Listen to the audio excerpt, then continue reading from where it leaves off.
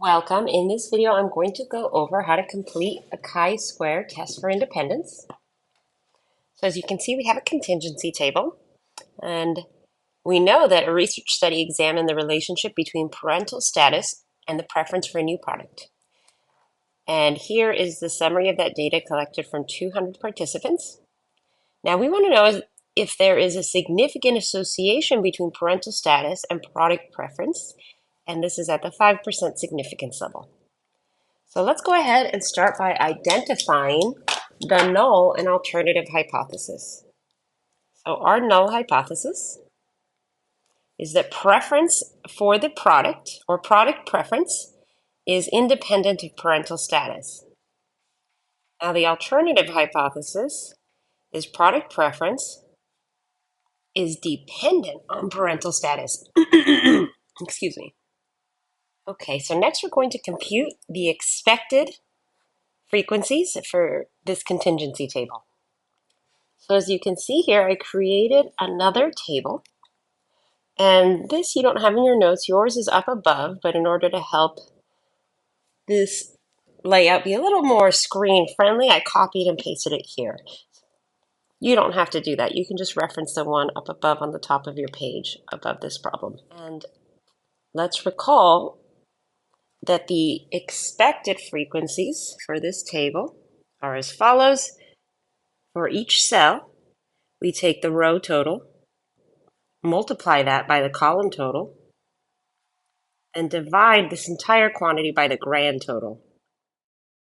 And let's begin with this as our example.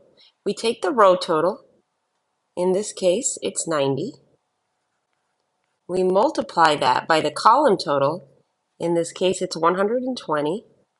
And then we divide by the grand total, which is 200.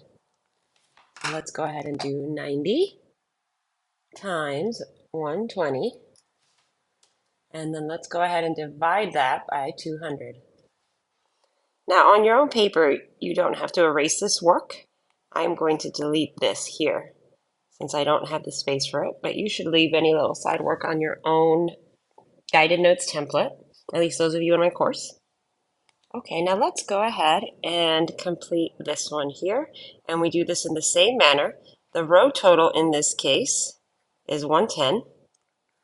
We multiply that by the column total of 120 and divide by 200. And we get 66. All right, pause the video and go ahead and complete these last two cells independently.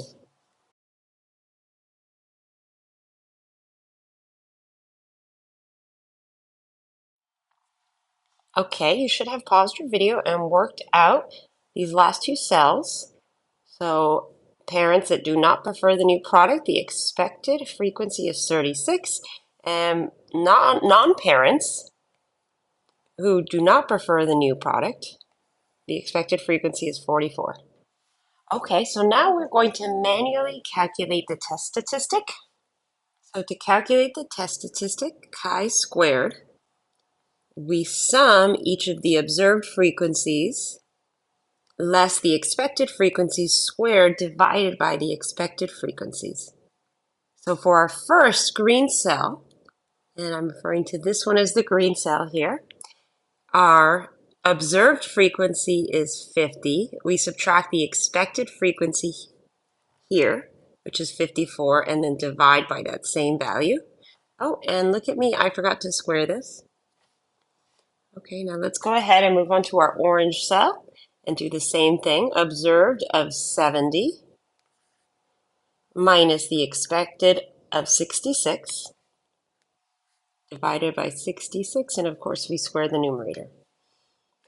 Now again, I'm going to ask you to pause your video right now and compute the last two expressions we need in this sum.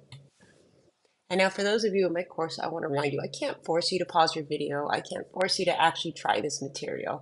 But if you expect to get a good grade in this course, you need to learn the material. There are no shortcuts. So if you are taking a shortcut and just waiting for me to, write in the last two values for you, remember, you're cheating yourself. It's like going to the gym and sitting down and like on the treadmill and not doing anything. You're only cheating yourself. So please pause your video and do the best thing for yourself and work out these last two expressions, please.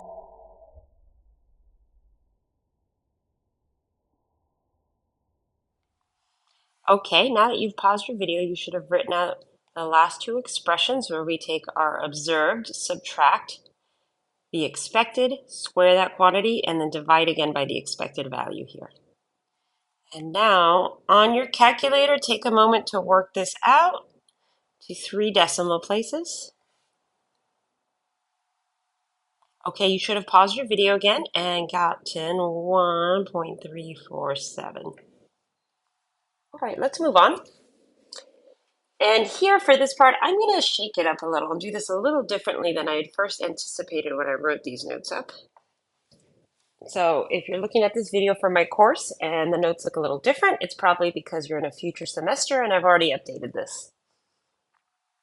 So instead of using a table, I actually just want us to use technology. Now, I'm not going to pop this all into StatCrunch and show you how to do the test there yet. On a future example, I will. Let's just recall for now, and this part is review. We've been doing hypothesis testing for a while, that to obtain the p-value, we want the probability that chi-squared is greater than our test statistic, so 1.349. And we'll use a calculator for that. But I also want us to compute the critical value and make a sketch. So I'll come back to this. So let's look at the critical value. This requires our significance level. And our significance level that we were given is 5%. So 0.05. And we want, and we'll use technology as well, we want to find some value of chi-squared with an area of 0.05 to the right. Okay, so those of you in my class have access to this little chi-squared calculator applet. If you're not in my class or don't remember how to get it, just visit geogebra.org/classic, then click on probability, and then you just need to select chi-squared from the drop-down menu, which I already have selected here.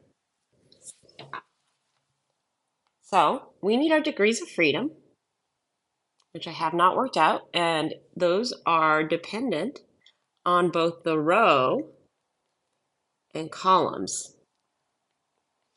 We have 2 rows and we have 2 columns. So the degrees of freedom works out to be 1. So let's go ahead and place that here. And then we want right tail. Oops. And I want an area to the right of 0.05. And there it is. There's the critical value. 3.8415. Now I'm going to make a bit of a sketch. Here's our curve with 1 degree of freedom. Our critical value is over here off to the right, so 3.845. That makes the critical region this tail here. Now our test statistic is, what is that, 1.3-ish, so 1 1/3, a little over that. So I'm just going to estimate that's about here. And so this is our test statistic right here. Now, I still haven't shown you how to do this. Well, actually, those of you in my course already know how to do this. This specifically is review from a previous module part in this module. But I'm still going to go over how to do it here. What I want to point out, I still haven't done it yet because I want to come up with a conclusion based on this information here. This is our critical value method. And then we can do it based on our p-value method. And we'll see that they are the same. So notice that the test statistic lies outside the critical region. It is not in here. It is out here. So that's going to tell us that we failed to reject the null hypothesis. Now, before I write that down, let's go ahead and look at this again, but from the p-value method perspective. So now, instead of seeking an area to the right equal to our significance level, I'm going to type in our test statistic here into this calculator. You know, Those of you in my course, you can also do this on StatCrunch. And I've already shown you how to use StatCrunch for this in a previous module part. Okay, so the probability of chi-squared being larger than this value here, than our test statistic, is this, 0.2455. Now, let's go ahead and discuss or write out the fact that we failed to reject the null hypothesis with an explanation using both the p-value method and the critical value method. So first, the p-value method, since the p-value of 0.2455 is larger than the significance level of 0.05, we fail to reject the null hypothesis.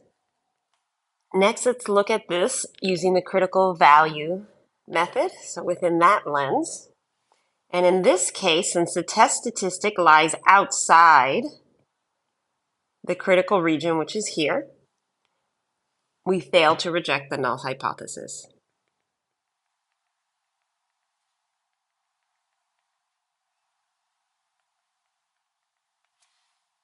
And in case this doesn't look like an H, I'm going to extend that out. Especially for those of you in my course, the last thing I want is for you not to be able to read my writing. So let's go ahead and write our conclusion. And to do so, we need to quickly just review our null and alternative hypothesis again. Now, our null hypothesis was preference for the new product is independent of parental status. And our alternative hypothesis is that the preference for the product is actually dependent of parental status. We failed to reject the null hypothesis, so we know that new product status and parental status, they are not going to be dependent on each other, for sure. So we write, there is insufficient evidence to support an association between preference for the new product and parental status. All right, keep calm and math on.